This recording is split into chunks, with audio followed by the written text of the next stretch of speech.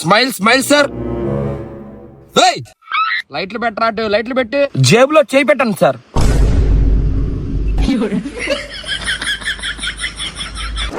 Sir 2 లక్షల camera దీంతో neat గా వచ్చింది. పక్కేది తీసుకోవాయా?